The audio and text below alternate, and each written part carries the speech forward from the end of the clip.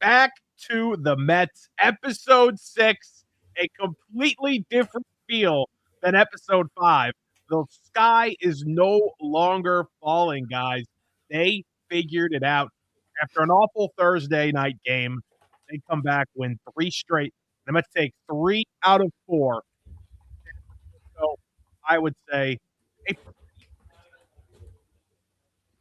Like I said, in through the nose and out through the mouth. Everything was going to be just fine. And sure enough, it is. I got to be honest, I didn't think after Thursday night that this team was going to win the next 3 and take 3 out of 4. But wow, what a bounce back performance. 3 consecutive wins to take the series. We all said that, going 2-2 was the minimum. And they got that done on Saturday by winning the second straight. And then to cap it off with the win on Sunday. Awesome weekend. Finally feeling good now, coming back home for a couple of big series at Citi Field.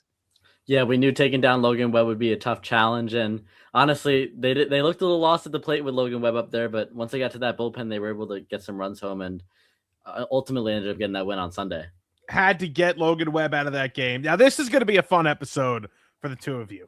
Nico and Scott are going to have some fun with me today because since we've started this podcast, I've been Mr. or Mrs. Negative Nancy on Mark Vientos and how I don't believe in Mark Vientos. I don't think that there was at one point I didn't think he deserves a spot on this roster. And oh boy, did he have a week, not just a weekend, a week, as we see our first comment of the day. Talk about Mark Vientos. This has been loading up in a bunch of different group chats for me over the weekend that you guys are really going to give it to me over this Mark Vientos stuff.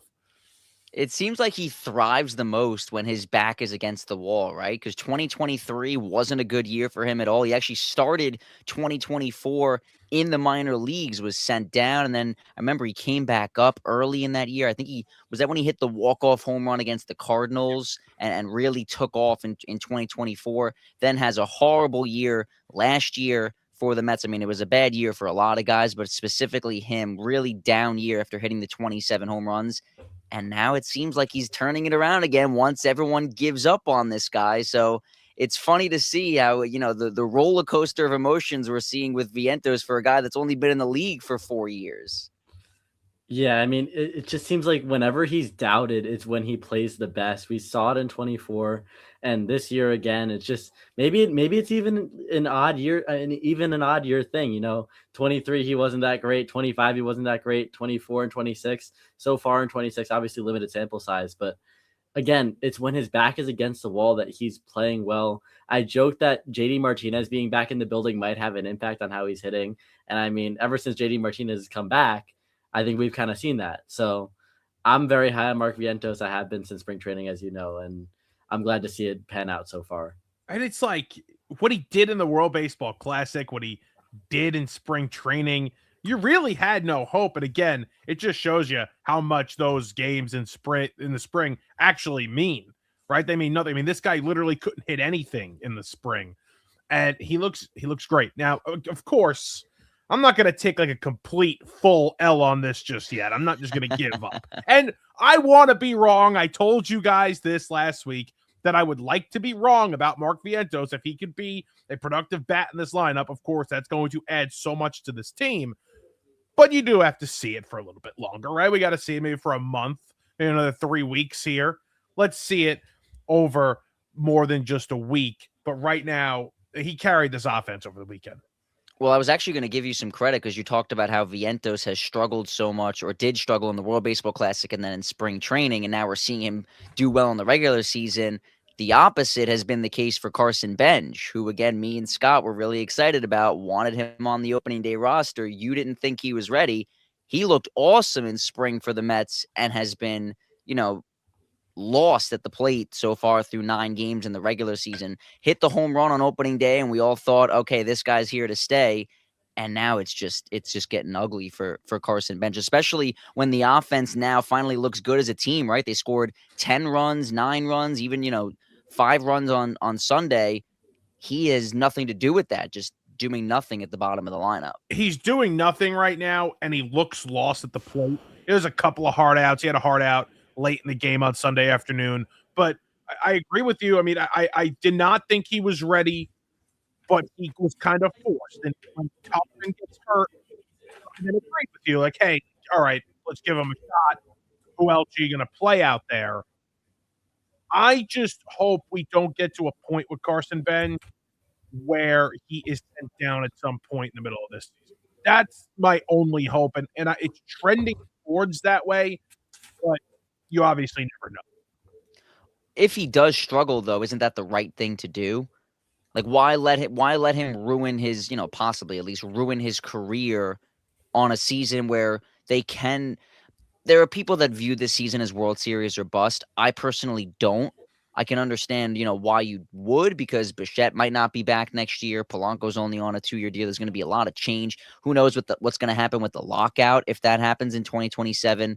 I myself don't view this year as World Series or bust. So why waste, Carson Benge trying to force him to be an impact player on this year's team if it's not that big of a deal if they don't go to the World Series? I'd rather have him be back in the minor leagues, developing himself to be a huge impact player in 2027 or 2028, 2029 and beyond, right? Because this guy is so young that the plan would be for him to be on the team for 10, 15 years. Yeah, I just think that, and again, if it gets to a point where they do have, like, I think they'll send him down if it gets to, if it looks like this. But at the same time, we have this excitement level. We're excited about this kid. He comes up. And I think for him to be this much of a bust early, where now this is the conversation that we're having, where, this is a good point here, actually, from John, that this could happen, and especially if Mauricio does something productive while he's up, which I don't think will happen, by the way. But either way, like, that would be the obvious move, right? Well, you do have Beatty that can play right field. Like, we're talking about how there's no other options. Like, it's either Benge or Tyrone Taylor. That's not necessarily true. If Vientos is going to keep hitting the way he hits, you have to keep him in the lineup. So if you would put Beatty in right field and it allows Vientos to be the DH, if Benge is, struggling, that's right there your best lineup. No Carson Benge in there with Beatty in right field. So I could very easily see that happening even before Soto comes back. But now the one thing I'm worried about is Beatty's not hitting. Beatty's not doing anything right now at the plate. And I was the biggest Beatty believer coming into this season. I'm a little nervous about what he's done so far. Jared Young's a nice piece. Obviously, he can't play every single day, and what a game he had on Sunday, but this isn't an everyday player. They have to give Benge a few more weeks. They have to give him some time. I understand that. He's a young kid. But right now, it's trending towards him going down to the minors at some point in the next month or two. My biggest issue with Beatty, and I love the guy. I think he has all the potential in the world. For me, his number one attribute is defense. So by making him the everyday designated hitter made no sense to me, because he's not, he's supposed to be able to hit, but like, for me, he's not on this team to be the best hitter in that lineup. He's there to shore up defensively, which is something that David Stearns talked about all season long, right? Run prevention, and more run prevention. To not have him being, in the field every day, I think is a huge loss for the Mets. It's just, he's not playing a position right now. And I agree with you that, should he play first base once in a while? Should he play second base once in a while? Sure. I'm all okay with that. The issue is he's not playing his position because it's clogged up by Bichette, when Beatty's obviously his best defensive position is third base, and he's very easily the best defensive third baseman on this team. So that's what frustrates me a little bit. And again, we've had this conversation. It's the way they constructed this roster. But Beatty, yes, he has to play defense because he's so versatile. And it always made sense that he was going to have a spot early. When we were questioning it, it was always obvious they were going to have days where he was going to be playing a bunch of different positions throughout the week. I think as we get closer here to Soto coming back, this will be the conversation. Who goes down? Is it going to be Ronnie? Is it going to be Benge? And I'm excited for it. I hope Benge figures this thing out. Stock up, stock down. Scott, I'll start with you. After this weekend, whose stock is up? Yeah, It's got to be Mark Vientos. I mean, he had a just incredible series out there. I mean, incredible road trip in general for him. I don't know the exact numbers, but his offensive numbers have been off the chart this whole road trip, and I feel like it's just got to be him right now. It's an obvious answer, but it's a correct one. And Nico, if you have the same one, piggyback off of it. I mean, I would love to because I, want to, keep hyping up Mark as much as possible, but I'll actually go in a different direction here. How about Luis Torrens, the most underrated player on this team, in my opinion? He's coming out of the gates, swinging the bat fantastically, batting .333 so far this season, and then obviously throwing out Chapman, trying to steal in the ninth inning. I mean, Gary and Todd talked about it. What was Matt Chapman doing in the bottom of the ninth? Trying to steal second base, down 3 runs. Even if Torrens has a horrible arm, it's just not something that you're supposed to be doing. Like, what is the point of you being on first or at second? Sure, you want to say to avoid the double play, but your run means nothing. Even if you score on a base hit, your team is still down by 2 runs, regardless of whether you're on second base, third base, or already scored. The tying run is coming up. Like, it boggles my mind. And obviously I wasn't complaining about it when it happened, but I just hate seeing stupidity on the baseball field, and that one really got to me. I have so many things to say of what you just said, so let's start. First of all, Todd Zeal, I can't. Seems a great guy. He's good in the studio. Get him out of the booth. Really? You don't like him? Oh my god, I couldn't stand it. I think he's better than Murphy. You really? I do. I'm not a big Murph fan. I wouldn't go that far. I prefer obviously Keith and Ron, but I would say he's not horrible, but definitely Murphy's better than Todd. I couldn't take Zeal. I couldn't do it. I couldn't do it. And there were 2 games where I was out and the game was on mute. But man, was that brutal. It was a brutal listen. He didn't seem ready. Yeah, these were supposed to be Keith games. Yes. That's the problem. Like, it was kind of like a last minute thing for him. So I get why maybe he wasn't totally prepared. He had a rough. What exactly happened? Does anyone know? Like, Keith was in St. Louis, and then all of a sudden that series finale, it was Todd, and then Todd went to San Francisco. Now magically Keith is gone. Like, did he hurt himself? He talked about it on the broadcast Monday or Tuesday that he was having. I think was it back pain or shoulder pain? Scott, I think it was back pain. Yeah, like he said, excruciating back pain. And he had a horrible flight to St. Louis, and he's like, I can't make it out to San Francisco on this. And Keith loves going to San Francisco for his brother too. So like, it was just a really tough. Yeah, it was a tough one for like him to like sit out of. So that's where Keith was. The second thing, I was making a video this morning talking about how bad the San Francisco Giants are, and then my whole Adobe Premiere Pro crashed. I was about to click export. The whole thing crashed. But I had all these numbers, and I have them right here. Let's read them. Giants, in 10 games, they've scored 2 or less runs in 6 of them. They're tied for the least amount of runs in baseball. They have the 9th worst team ERA in baseball. They have 8 errors on the season. A lot of those accounted to Matt Chapman, who's supposed to be one of the best defensive players in the league. That's tied for 4th most in baseball. Oh, and I think they have a manager issue with Tony Vitello, the guy they brought from Tennessee University. They are pathetic. That is a bad baseball team in San Francisco. I mean, what'd you expect when you hire a college coach to manage a major league team? And this is a team with a lot of veterans, too. You got Chapman, Willie Adames, Harrison Bader, Luis Ariz, Rafael Devers. I honestly think it's a pretty good lineup.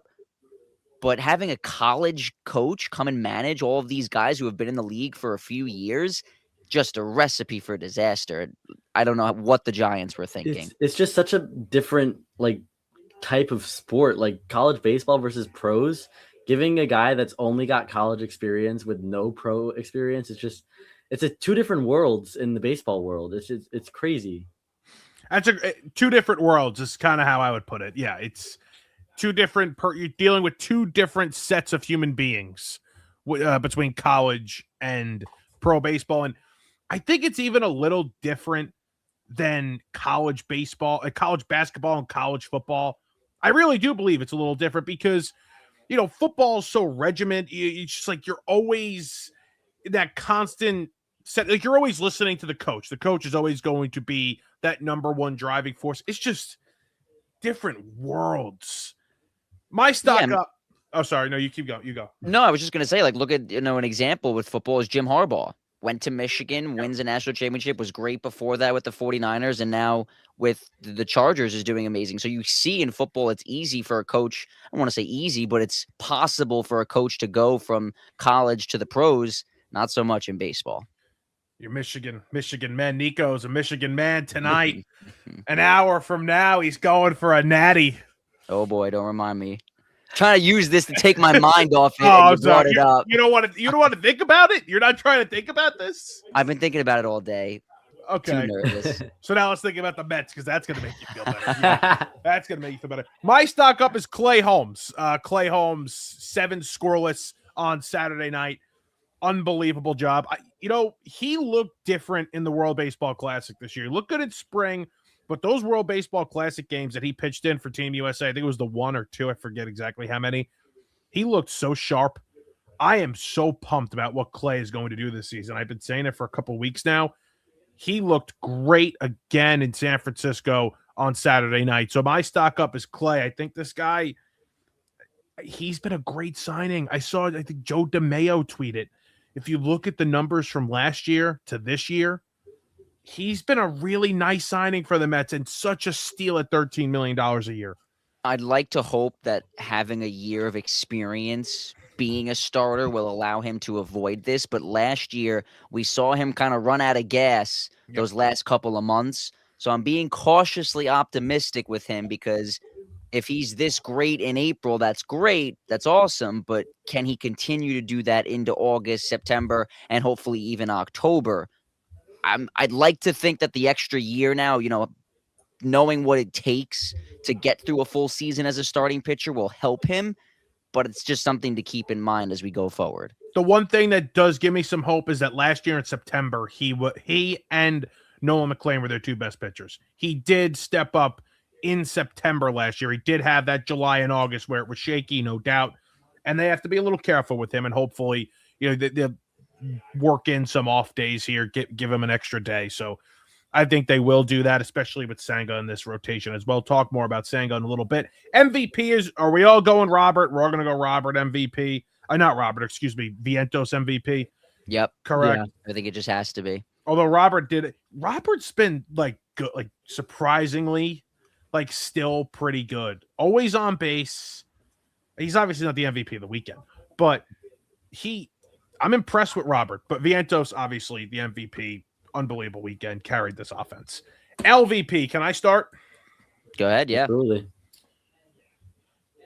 He has this awful game in St. Louis on Wednesday where he and we all know who I'm talking about. He's to be not named, whatever the saying is. I'll just say it. Lindor has this awful game Wednesday where he forgets how many outs there are. He gets picked off of first. And then he backs it up this weekend with an awful, awful weekend at the plate. He's an automatic out. He doesn't even have an RBI yet, this guy. He has been dreadful to start this year. And obviously, of course, it's known. He gets off to these bad starts. But what is it? Year 4 here? Year 5? Enough's enough with these freaking bad starts, for crying out loud. It's 2026. Are you surprised though? If it's something that he deals with every year, why do you just instantly think that it's going to be different this time around? I'm just annoyed. Honestly, I'm not surprised at all with the slow start, and just the fact that he had no spring training. He had a week of spring training has me even more worried because he always has these slow starts, and he's always a full participant in spring training with these slow starts. This is his spring training now. Could this slump last an extra month now? Because he didn't have a spring training? It's a great point. And also something you have to worry about too with the hamate bone injury, which is obviously what he suffered in spring training, is the power. The power goes down. So not only are we dealing with somebody that is notorious for slow starts, but we're also dealing with somebody that now might have his power affected for either half, most, or all of this season. If you look at his career splits by month, they combine April and March together. by far, it's the least amount of home runs he's hit in any month. This is for his whole career. So even before he was on the Mets, when he was with Cleveland, Yeah. least amount of home runs, least amount of RBIs, second worst batting average. Surprisingly, June is 246, April, March, 249. So I mean, it's not like this is anything new. I'm not going to sit here and scream and shout about how I can't believe Lindor is, batting below 200 in the month of April. As long as he figures it out the other 5 months, which he's probably going to do, because again, it's what he's always done. I'm not going to sit here and be too concerned about it. Being frustrated, sure, I get that. You're hoping that he finally can put it together for a full 6 months. But as long as he does what he needs to do in the clutch moments, which he's done for this franchise, there haven't been many opportunities for clutch moments, but when he has gotten them, he's done it. That's all I care about. It's just so annoying. It's frustration. I mean, I think Scott brings up a great point that like maybe this is different this year because of the injury, but it's just frustrating. Not an RBI. It's April 6th. We played 10 games. No RBI, comes up with the bases loaded yesterday. You knew he was getting out. You knew that wasn't good. You knew he wasn't tying the game. You knew he wasn't doing anything with the bases loaded on Sunday. And I knew we weren't like I want to get to this a little quicker here, but with Soto going down and not having him behind, like that puts a lot of pressure on Lindor at the top of the lineup. Now you lose your best hitter behind you. It's just I'm a little worried these next 2 to 3 weeks to see how this offense will play with Lindor leading the way now. I don't think that should matter, though, because he didn't have Soto in 2024, and that was, or 2022. 2023, everyone forgets about that year, and I don't blame you because it's a horrible year for the team as a whole. But Lindor had a 30-30 season. Who was batting behind him? Brandon Nimmo? I think Bo Bichette's a better hitter than Nimmo is, so I'm not too concerned about him not having protection necessarily. But Lindor started slow in 24, and so did the rest of the team. So that's what I'm worried about offensively. I'm worried about that too. I'd worry about that a little bit. I think Bichette's fine protection, but it's not Juan Soto. It's not Juan Soto. I think that would be my concern. I worry about the power though. I worry about his power, but he's my LVP. If I didn't say that, he's my LVP of the weekend. Nico, who is it for you? I'm going with Carson Benge. I'm very disappointed in what I've seen, and I can't say it enough. It sucks because I really, really, really wanted him. I get so frustrated when I see other teams, and I know I shouldn't. Like the Pirates, for example, they just called up Connor Griffin, and he hits the double in his first game and drives in a run. And these young guys all over the sport are coming up and making impacts at such young ages, and I shouldn't let it bother me because especially teams like the Pirates, they don't have anything else. This is their young prospects or what they rely on, whereas the Mets can go buy whoever they want and it shouldn't matter. But I want, now that we especially lost Alonso, Nimmo, and McNeil, I want a homegrown guy that can be a real contributor. And I was hoping that was Benge. I still am hopeful that that's Benge. Just haven't seen it so far. I mean, I thought he'd at least at the minimum be hitting 200, 250. He's hitting what, like 103? That's horrible. When's the last time he had a hit? It's got to be at least a week, right? Because does he still have 3 hits this year? I'm gonna look right now. While Scott gives us his LVP, I'm gonna go with the one guy in our rotation that was just a little disappointing this weekend, and it's David Peterson. 6 runs given up to this Giants offense that really hasn't, and I mean we saw it in the rest of the series, hasn't really produced much, and they just tee off against Peterson for whatever reason. We saw him get out of tough situations against the Pirates, and he just wasn't getting away with getting out of those situations. The first inning, he's bounced for 3 runs to start off his outing. It didn't seem like he was as sharp as he should have been, as we saw in the first half last year. The type of David Peterson outing that we want to see going forward. Yeah, it was bad. Peterson's a good one. He was really he was batting practice Thursday night, and everything was straight. Everything was breaking over the middle of the plate. It was very discouraging to see what you saw from David Peterson after an okay first start on that Saturday against Pittsburgh. Not great, not bad. Very discouraging to see, especially early. We know the start he got off to last year. Benge, by the way, does still have 3 hits on the year. He obviously had the one on opening day, the homer, and then on last Monday against the Cardinals, he had 2 hits in the win. and that was the last time he had a hit. And those are the only 2 games out of the 10 that he's had a hit in. So not what you want. Not what you want from Carson. Good LVPs. Mendoza. He's got the glasses, and he's 3-0 in the glasses. Anything he did this weekend that kind of rubbed you the wrong way, I don't really have anything from this weekend, and I tried to find something. I don't have something from this weekend that really made me upset. You tried to find something, right? Because you're always looking to find a way. Well, to be this guy's biggest hater. That's. I was gonna say, like, oh, you put Mania in after Peterson throwing batting practice. You just want to give him more batting practice, but they were already out of that game, so I'm not gonna say that. I don't know if this is Mendy's decision in terms of who actually builds the rotation in terms of how many guys there are. We need to get a 6-man rotation going because Senga has been good, but the velocity dropping, I think it's because he doesn't have that extra day of rest that he needs. And we talked about it all off season where we're like, oh yeah, they're definitely going to have a 6-man rotation. And then all of a sudden Mania finds himself in the bullpen. He threw 74 pitches the other night on Thursday. So why not? If he's going to throw that many pitches anyway, just let him start. And then it helps out Senga too. Let's have a Mania conversation in a second. I kind of agree with Mendoza where it's like, what has Kodai Senga done to earn me now changing my rotation? Like, you know what? You got to figure this out. You got to pitch every 5th day.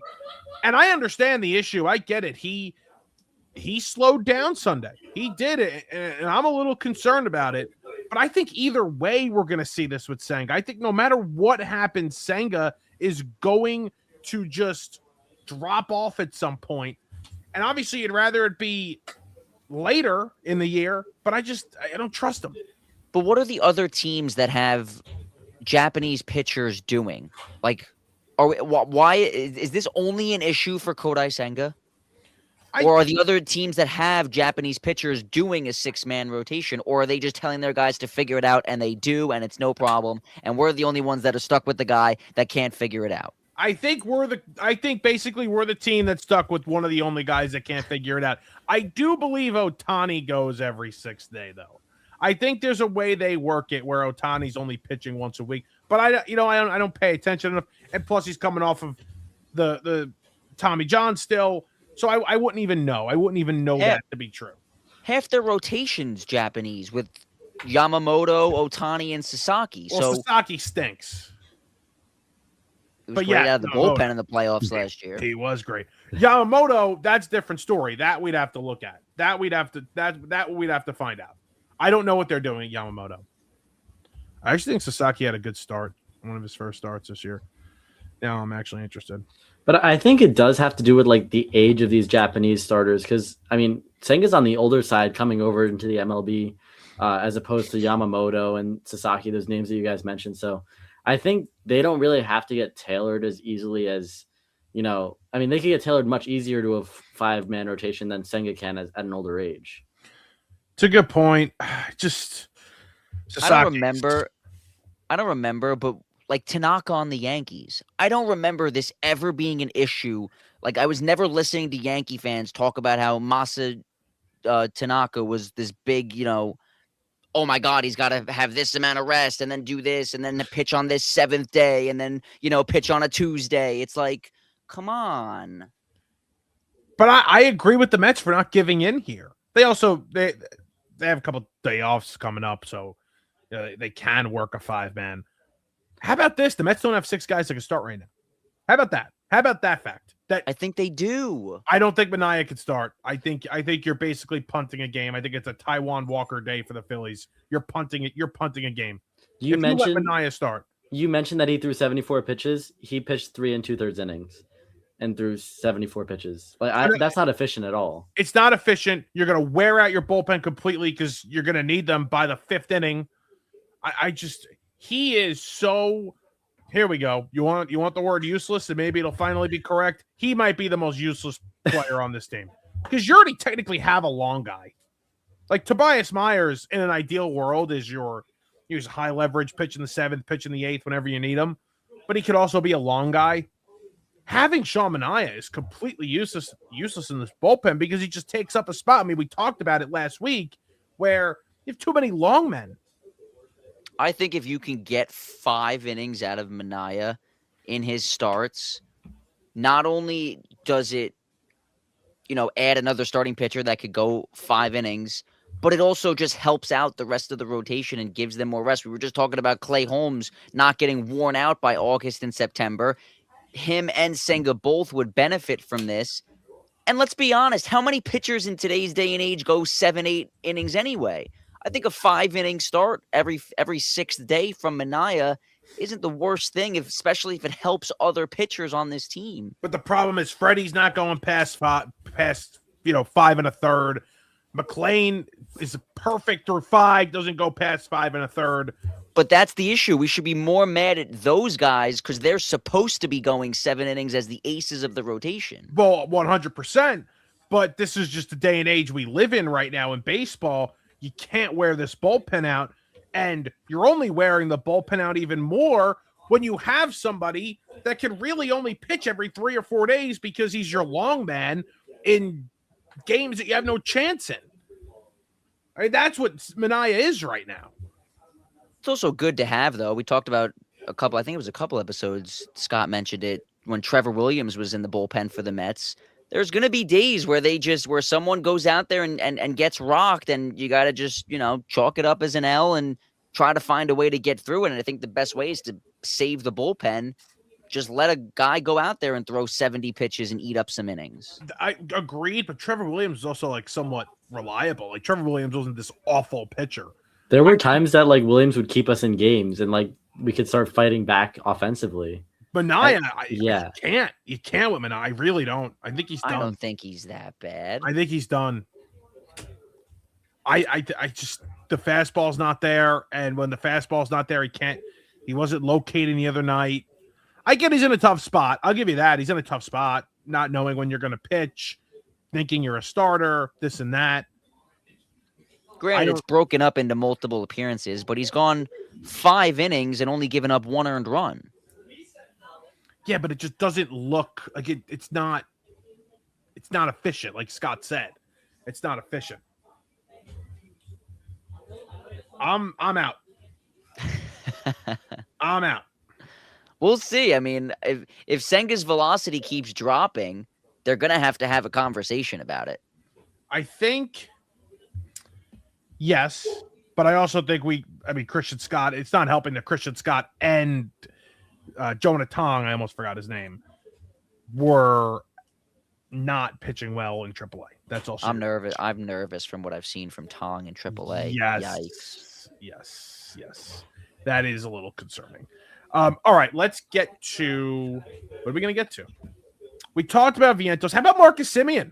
Like, I was getting ready to say that he was going to be one of the worst players that make over $25 million a year, maybe ever. And then he backs that up with a really nice weekend. Maybe you watched the show the other day because we were really ripping into Semien, saying that this was one of the the worst acquisitions we've seen in a while, and he's turned it around a little bit, making some nice plays in the field. I think yesterday or Sunday, he made a nice diving catch at second base.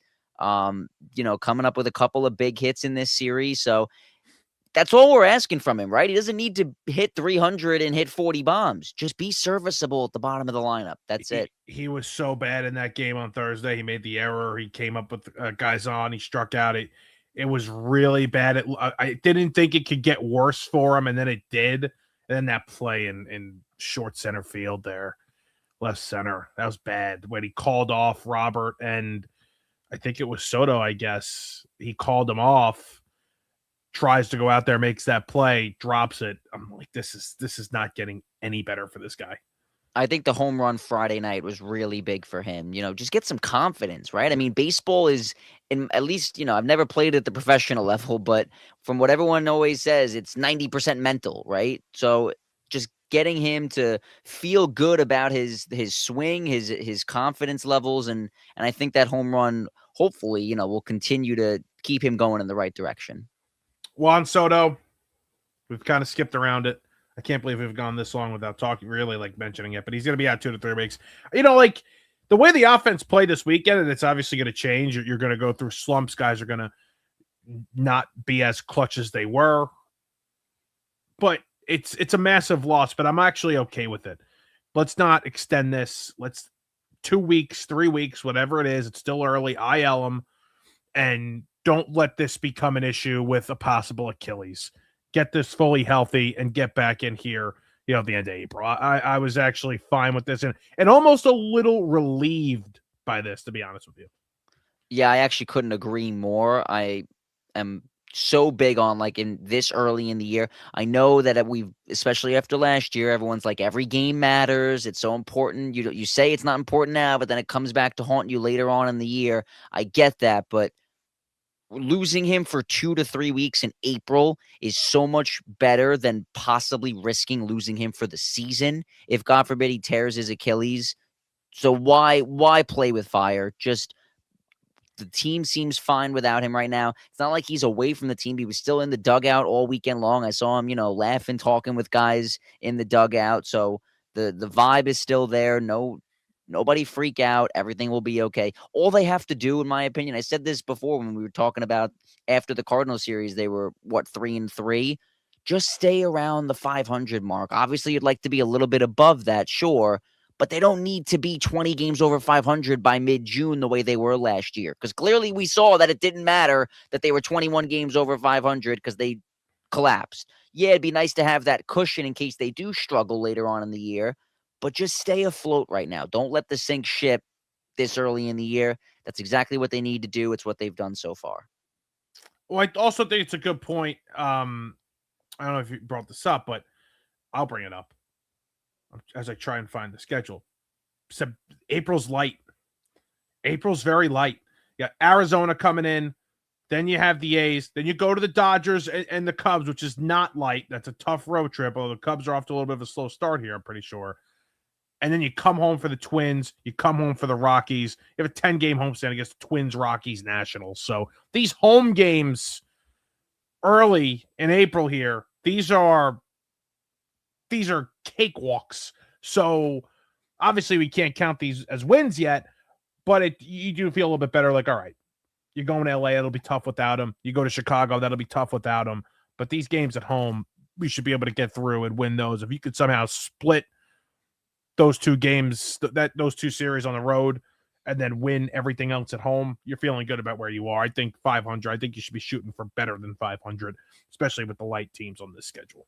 Even into May too. They start May with another California road trip. It's ridiculous. I don't know if we mentioned this previously. It's ridiculous that they have to go to California 3 times in the first 6 weeks. I mean, who made this schedule? For one series each too. It's I've never seen a schedule like this. Well, the two early because the next road trip is a week and a half in California. Yeah, well, they go to LA back to LA for the Angels, then the Rockies, and then the Diamondbacks. So they're done with Colorado and done with Arizona by the second week of May. Does San Diego come here? When do we go to San Diego? San Diego is the first weekend in June. So they'll go back to California again the first weekend in June. But that one we go to Seattle before San Diego, so it's what is this schedule? It's every team playing every team. It's what Rob Manfred wanted. It's you lose your rivalry, but you get to go everywhere. It's awesome. At least you're done going out west though by June. Yeah. I think after that, the furthest west they go is Texas? I don't know what's further west, Texas or Chicago. Oh, that's a good. Texas is farther. It's either Arlington or Chicago. Well, I guess like Scott said, Texas is further because it's south. Don't ask me geography. Texas is the second to last series of the year. So all right, at least they're staying close to home. But anyway, this schedule is crazy. I mean, I don't know. I just realized this. Like, I knew there were a lot early, but I didn't realize in June they go back for another West Coast trip. 4 separate trips to California this year. They did him dirty. They did him dirty.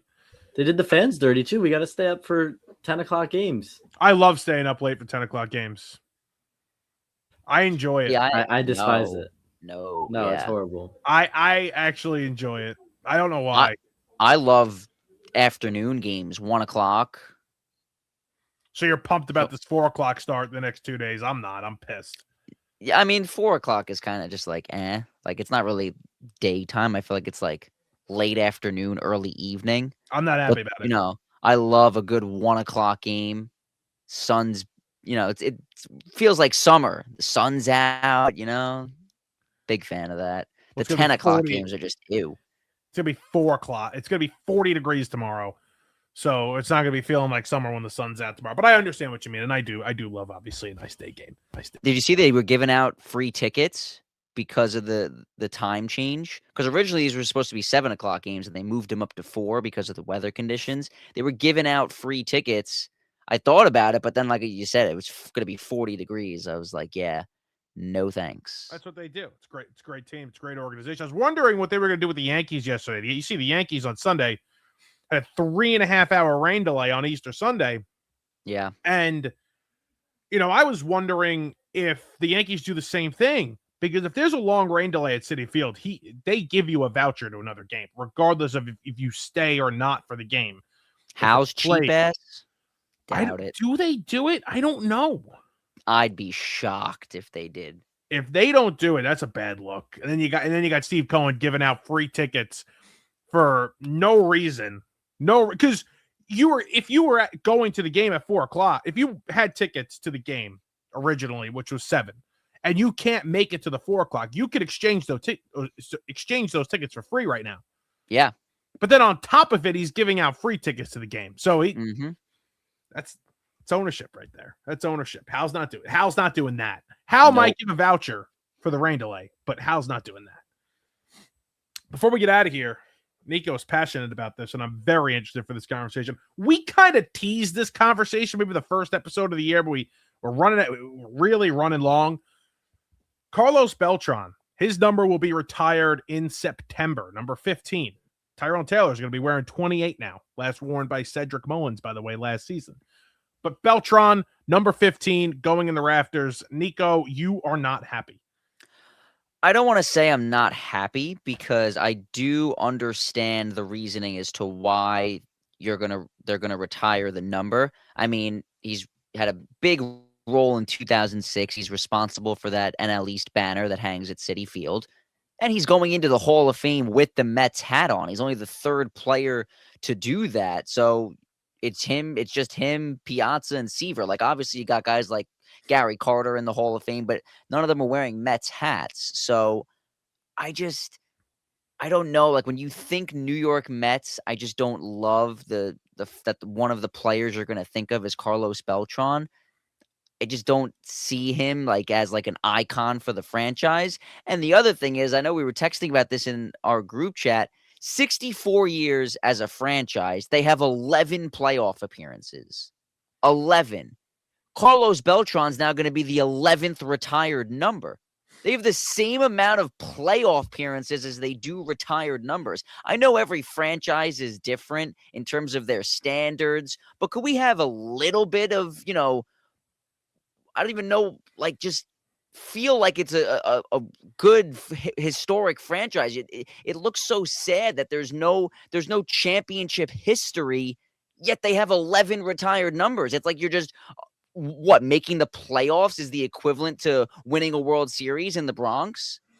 It's not it's tough to compare. I know where you're going, and it's tough to compare that with the history that the Yankees have. But we all, and you said it yourself, we understand why they're retiring his number, because you don't get many players going into the Hall of Fame with the Mets cap on. Beltran's a very interesting case because he bounced around so much, because he was in Kansas City. He was in Houston a little bit, right? With the Yankees, with the Cardinals. His best years were with the Mets. I mean, they were. And he's certainly a guy that probably should have just went in with the MLB logo. I'm not going to disagree with that, but he chose your team, and he's also working for your team, even though he was supposed to be the manager 6 years ago. But now he's not, and now he's working in the front office. It's an interesting history these two have. I thought your point, Scott or Nico brought this point up when we talked about it last time, and it was great. He's most known for striking out in one of the biggest moments in Mets history, and that right there kind of like almost shifted my opinion on it. But his number should be retired.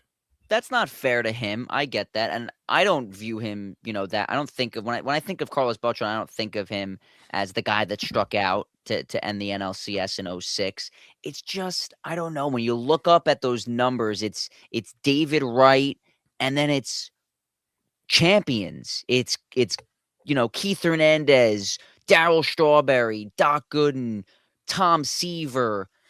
I guess Mike Piazza, didn't win a championship either, but he's arguably the greatest hitting catcher, or at least one of all time. Like, he was an icon for the Mets in his era when he played there in the late 90s, early 2000s. I mean, one of the most memorable home runs in the franchise's history is the home run after 9/11. So to not have Piazza up there would be crazy. Gil Hodges, winning a championship as the first championship as the manager, Hall of Fame player here in New York when he played for the Brooklyn Dodgers. Willie Mays, okay. I don't count that. I don't count that. I guess, all right, fine. Casey Stengel, again, didn't need to be retired. I don't agree with that one necessarily. Jerry Koosman, World Series champion. Like, I don't know. I just don't think Beltran is in the same class as the guys that are up there. But I do understand, like you said, probably should have went in wearing an MLB logo on the hat, went in with the Mets logo, kind of forced Steve Cohen's hand. You have to do it. I get it. They forced his hand because they didn't have a date. They didn't have it. Like, this thing is planned out prior to the season. So they announced it today that they were doing this when it was going to be. They announced it a couple weeks ago they were going to retire his number, but the actual date was announced today, and it's going to be in September. I'll tell you, you know what? And you could call me crazy, call me a hater. I don't think Doc or Darryl should have had their number retired. Oh, that's crazy. I don't think I understand they're champs. I don't think they should have had their number retired. No, I think I'm big on, and I guess people have called me weird for this before. There needs to be representation for every banner that the team wins, right? So, like, I always hated the fact that arguably the greatest team in the franchise's history didn't have a retired number up there, because it was just, in terms of players, it was just Piazza and Seaver with the two managers in Hodges and Stengel. And then finally, once Cohen bought the team, he retired Hernandez and then Strawberry and Gooden. It always bothered me. I think, though, like, divisions should get one. So, like, David Wright getting his number retired, that was awesome. It represented 15 and 06. For a championship team to only have one retired number, like, we all agree that Keith was the obvious one. Yes. He can't be the only one, though. Like, one player did not win that World Series in 86. You needed to have a strong representation of guys up there from that team, the same way they've now done with 69 as well by adding Koosman. Like, now there's Gil Hodges, Tom Seaver, Jerry Koosman. They all represent the 69 Mets. You needed 3 to match that with 86, in my opinion. Do you think, and this might even be my issue with it, and I'll form this opinion. Do you think that what could have been with both of those guys is, like, affecting my view on this? Like, Yeah, Doc of Gooden course. could have been one of the greatest pitchers of all time, and Darryl Strawberry could have been the greatest Met of all time, the best position player to ever play for the New York Mets. And the championships on top of 86 that could have been won, instead they're not because of their off-the-field actions. Like, I think that is playing a role in why I do not believe they should have had the numbers retired. I think the way Frank Cashin handled post 86 was also a big reason why they didn't win another championship. But I see your point. I get what you're saying. I don't know. I don't think it's fair to say well, because they didn't win multiple or because they weren't the greatest players of all time, that their number shouldn't be retired. That's what I mean, where like they need to look themselves in the mirror, right? Like it was two extremes. The Wilpons were like, you have to be a Hall of Famer in order to get your number retired by this great franchise that is the New York Mets. And now Steve Cohen's on the other hand, where it's like, hey, let's just retire everybody's number. You know, you did this and you win a Gold Glove and you win a Cy Young. Yeah, sure. Everyone's like, oh, Jacob deGrom. Yeah, he's next. Sure. I'm retiring DeGrom's number. I'm retiring DeGrom's number. At this rate, they're going to have the same amount of retired numbers as the Yankees. DeGrom was the best pitcher in baseball for a long enough time where I have to retire his number. I have to retire that guy's number. In terms of WAR, DeGrom is the 4th best Met of all time, just from his time on the Mets. And if you want to talk about these other two that you're talking about, Dwight Gooden's in there at 3, and Darryl Strawberry's in there at 6. So if we're looking at the 11 numbers, that's top 10, all of them that we're talking about right now. Will you be at Beltran's retirement, Scott? I don't know if I'm going to go out of my way for it. Is that something like today, the date comes out. I don't even know what the date is. It's in September. September 19th. September 19th. Yeah.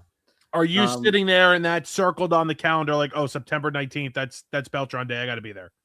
I don't think I have to be there. For me, have to be there. I was at David Wright because that's my childhood. Right. Beltran was a little early for me to see like much of him as a Met. I do agree with the decision I'm with you, Merlo. I agree with retiring his number, but I think I'm not going to go out of my way for it. Okay. And will you be there, Nico? Probably not. I don't see. Is this a protest? Because you go to a lot of games. So is this more of a protest or maybe you end up there in September? No, yeah, it's just like it's a maybe. Like, you know, Okay. if someone's like, hey, you want to go to the game, I would go to the game. I would go for the sake of like if they're in a pennant race in late September and they need to win the game because it's a home game against the Phillies. It's actually the second to last home game of the year because then, like we said, that final week of the season, they go to Texas and Washington.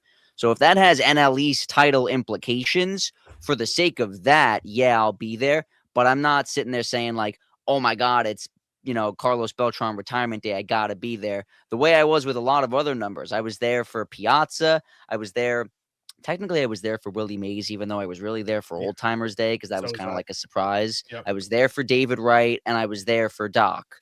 So I've been the guy that's like, oh my God, yeah, I got to go see the guy get his number retired. Not saying that with Carlos Beltran. Beltran's second on your list of priorities for that day. It's a good idea by the Mets too. If they were even a little bit concerned about filling the building, making it look like it did when Doc and Darryl and Keith, and obviously, I mean, I'm not even going to compare it to David, but those three guys getting the number retired, they picked a good game for that to be. So should they really be concerned about it though?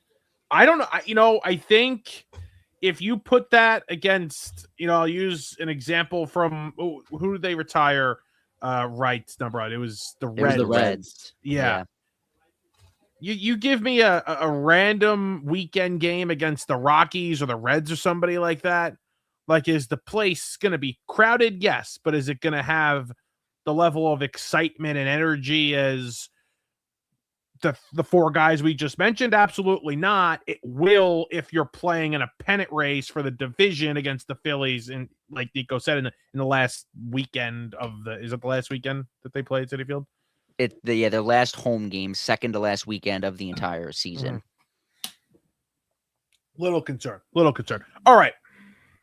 Let's get out of here. Episode 6 in the books. We will be back after the Diamondback series. I don't have much on this series, actually. Diamondbacks aren't bad. They can score. Cattell's great. Corbin's great. And we'll see Zach Gallen. That'll be Tuesday. Any thoughts on this series at all? It'll be Freddie, David, and who am I forgetting? Nolan. Freddie, David, Nolan. Those are the three in the series. I'm so mad at myself because I'm forgetting the exact numbers, but SNY on one of the broadcasts this weekend, they put up a stat. It was like the road ahead. So they were showing the upcoming opponents, and the Mets are like 15 games over 500 or something like that against the Diamondbacks. It's like the last 10 years or so. Wow. Apparently they've owned Arizona. I didn't really think of it or realize it.